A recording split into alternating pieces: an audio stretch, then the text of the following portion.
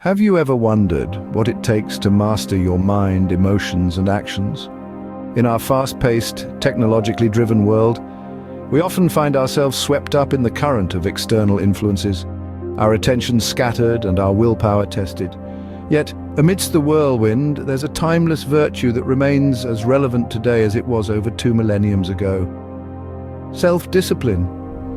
Now, when we think of self-discipline, we might conjure images of stern taskmasters or grueling regimens, but let's take a moment to reframe this concept through the lens of Buddha's teachings. You see, Buddha taught that our mind is the source of all experiences. It's like a powerful horse that can either run wild, causing chaos, or be skillfully guided to create order and harmony. That's where self-discipline comes into play. It's not about imposing harsh restrictions or denying ourselves joy. Rather, it's about learning to harness the power of our mind and guiding it towards constructive, beneficial actions.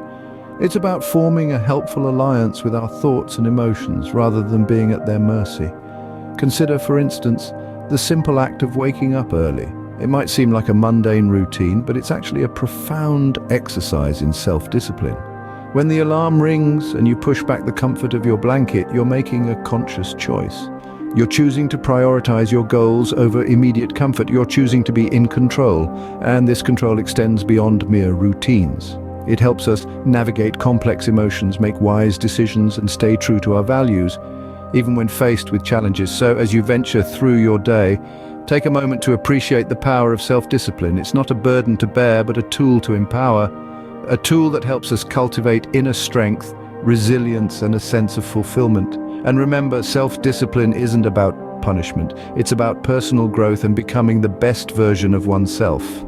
Buddha once said, to enjoy good health, to bring true happiness to one's family, to bring peace to all, one must first discipline and control one's own mind. In the vast and profound teachings of Buddha, the concepts of self-discipline, mindfulness, and right action take center stage. They are the foundation of the Four Noble Truths and the Eightfold Path, two core principles in Buddhism. The Four Noble Truths are Buddha's observations about the nature of life and suffering. They tell us that suffering exists, it has a cause, it has an end, and there's a path that leads to its end. This path is the Eightfold Path, a guide to ethical and mindful living that promotes self-discipline.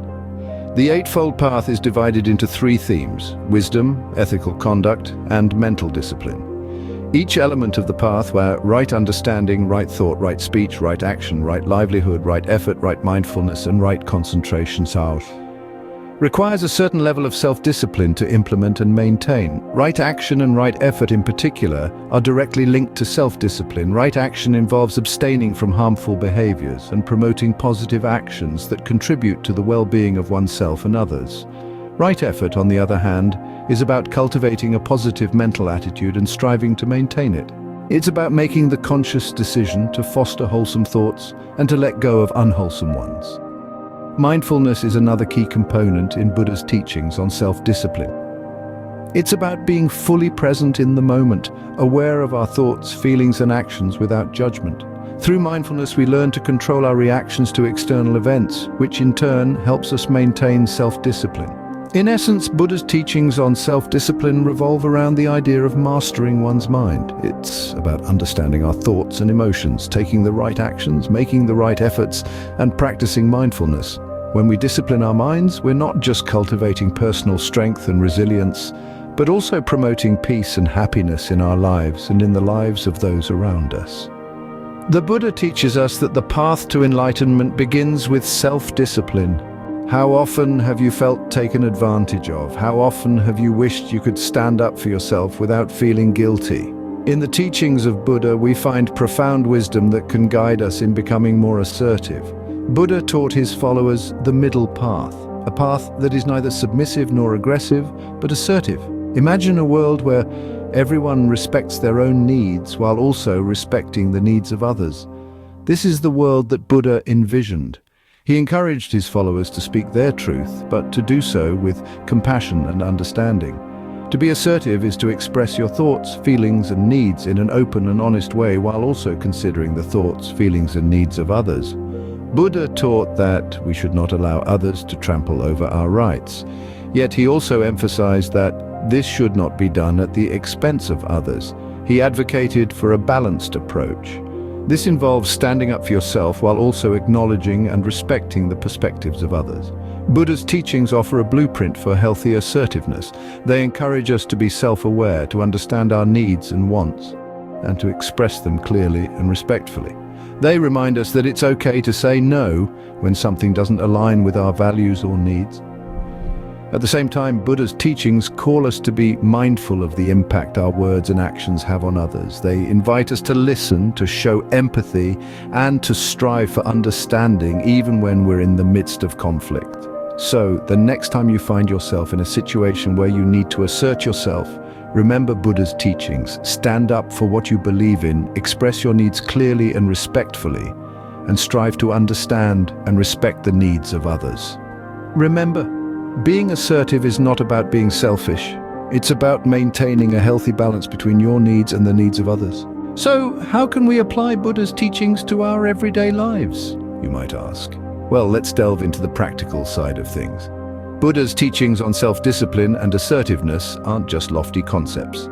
They can be distilled into simple, everyday practices that can make a significant difference in our lives. Let's start with self-discipline.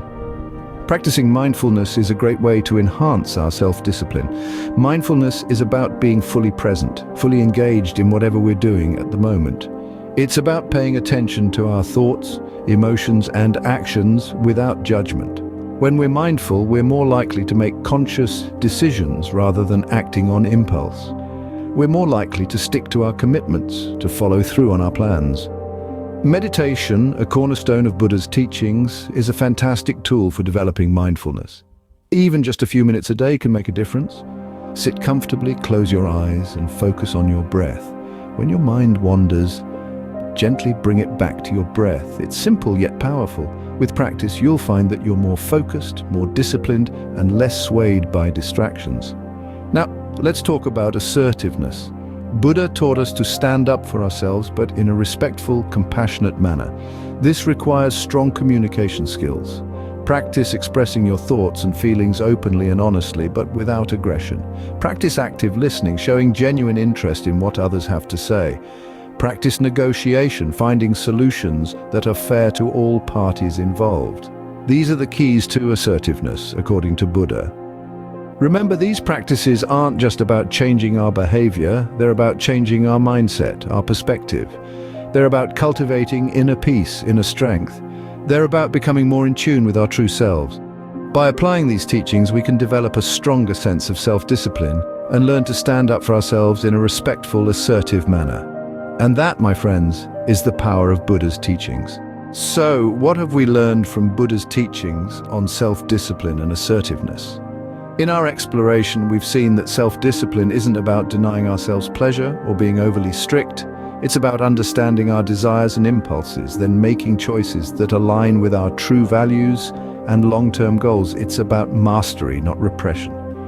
Buddha's teachings tell us that the power to change our lives lies within us.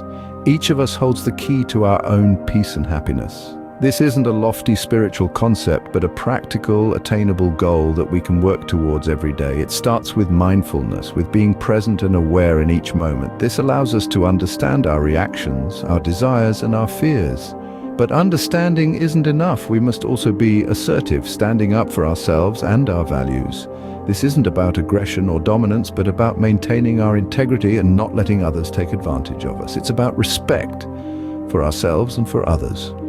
Buddha's teachings offer us practical ways to cultivate these qualities. Through meditation, we can train our minds to be more present, more aware. Through mindful action, we can learn to act in alignment with our values, even in challenging situations. This isn't a quick fix. It's a lifelong journey of self-discovery and growth. But the rewards are immeasurable.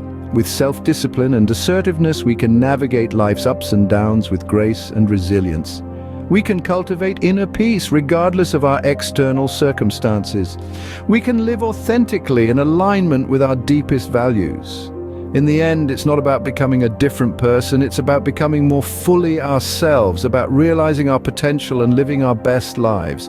Remember, the path to a fulfilling life begins with mastering your own mind. Thank you for joining us on this journey of self-discovery and growth.